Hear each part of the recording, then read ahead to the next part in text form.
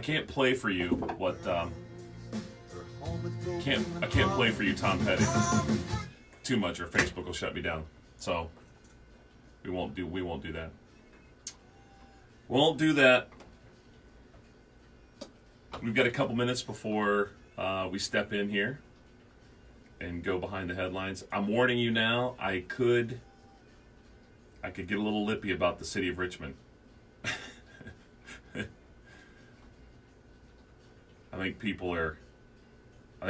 I'm finally frustrated.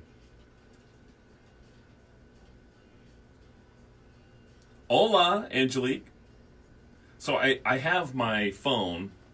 Hey, Travis, what's up, man? Keith, he's back in the house. What's Travis? Travis Cohn. Okay. What do you mean, what Travis? Travis is a huge Notre Dame fan. Oh, yeah? Yeah. Sorry. So the phone is up here doing the Facebook Live, and then I'm actually watching the video on the desktop. Here's the back of the monitor, so you see the desktop. Yeah, there you go. Oh, nope, now there's a Travis Hensley. I think I just killed the computer. Oh, yikes. Oh. No, I did. I think I just killed it. Uh-oh. Oh, wait, maybe I just hit the off button. Yep, okay. Anyway, so then the computer here, I can see the comments. So Travis Hensley's watching now. We got 11 people watching. We haven't even started talking yet. Well, I guess we kind of have. Yeah, I'm not happy with the city of Richmond. So, just been forewarned. IU East Women's Soccer coming up on the show. We're going to talk to Michael Paul about Red Devil football. They kick off tonight. A bunch of high school football action. It's going to be beautiful.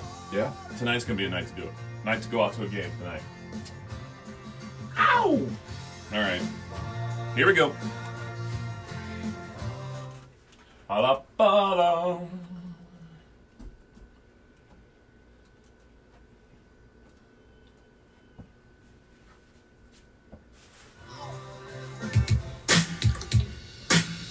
Now, back to the Wake Up Call with Phil Quinn. Brought to you by Phillips Drugs on Richmond's Classic Hits. 1017 The...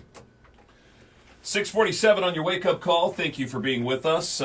Phil Quinn and Jeff Lane joining you. It's our look at behind the headlines. It's 64 degrees right now. Just a fantastic weekend. The opening of Friday Night Lights, and Jeff and I can talk a little bit about that in a second. But first, it is time for some news. What's going on? Well, funny you should ask. Here we go. All right, let's talk a little bit about Richmond Common Council and what they've been dealing with this week. This is budget time of year, and as you well know, Phil Quinn, this is the time that department heads get together with Common Council and they talk about the budget for the upcoming year, in this case 2020. And this one is a little bit unique. There are some challenges out there. There is a couple of issues. One is an $800,000 shortfall in projected tax collections. The other is an extra pay period for city employees. That alone will cost the city $600,000. Let's stop there. Just a second. Okay. Just a second. Mayor Dave Snow's called the situation an anomaly and says services will not be cut, although the cash balance is projected to drop by about $1 million. Now, I have pulled out the ball. I have gotten the tee. I'm putting the tee in the ground. I'm taking the head cover off the driver, and I'm handing you the driver. Go. It's not an anomaly if it happens every 9 years. What is going on is there is a 27th pay period in the next year. And this is where business, you hear a lot of politicians or people running for office saying they'd like to see government ran more like a business. Well, that's really tough to do because you have to spend a lot without getting a lot in return, i.e. roads, emergency services. It's not like you get an ROI on that.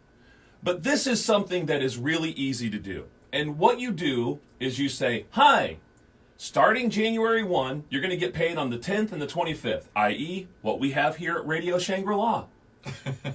It's the 10th and the 25th. It's 26 pays. Now, you're paying the same amount. Don't let anybody tell you that you're skirting on this one pay.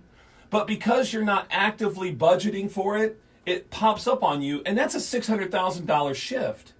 You can absorb that over the next 9 years or 8 years until that happens again. I don't understand why they continue to do this. When I was on city council, back in my day, I argued about this, and the response was, well, too many of our employees live paycheck to paycheck. Meaning that there would be an extra period of time that they would have to go without a paycheck. So you just stop that, and you finish this from being an anomaly, which it's not, because it happens every 9 years. I just I don't get it. Now, the projected shortfall. So here's what I would do.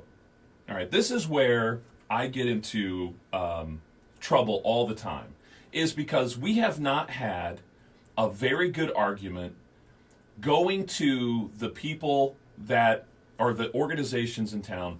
Of the top 10 employers in Wayne County, I think 3 are for-profit. It's like Primex and Hills and Belden, maybe Color Boxes in there.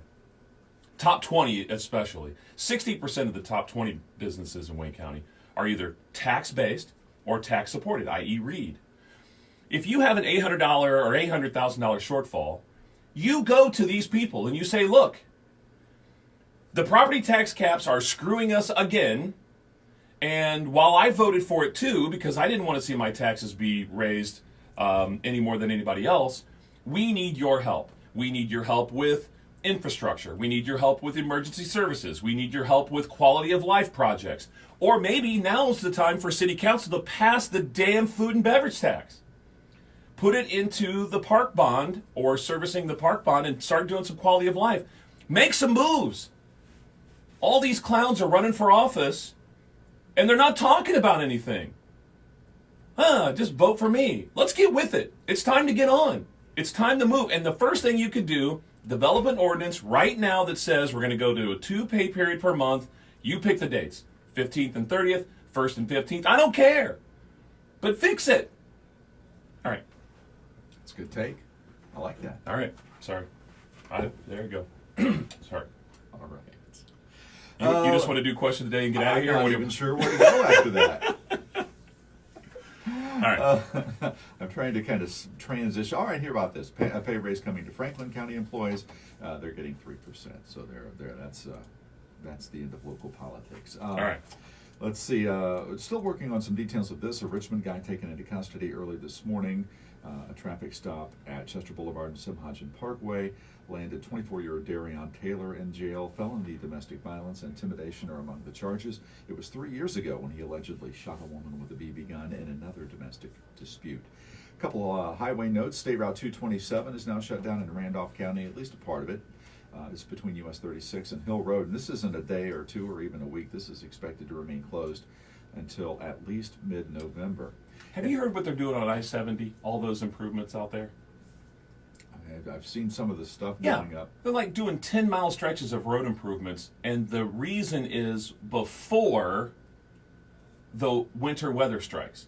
So we have gone almost 9 months with the stupid potholes on 70. 70 is ridiculous. And they're just now getting to it in preparation for winter for next year.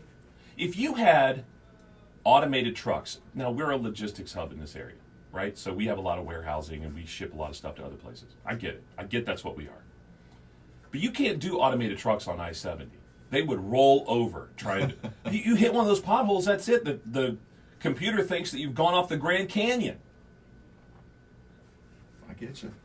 I was in a really good mood. It's going to be a really good weekend. And all of a sudden... What was our question today, yesterday? When do you turn grumpy? Grumpy old man. Whatever my age is, minus 10 years. All right.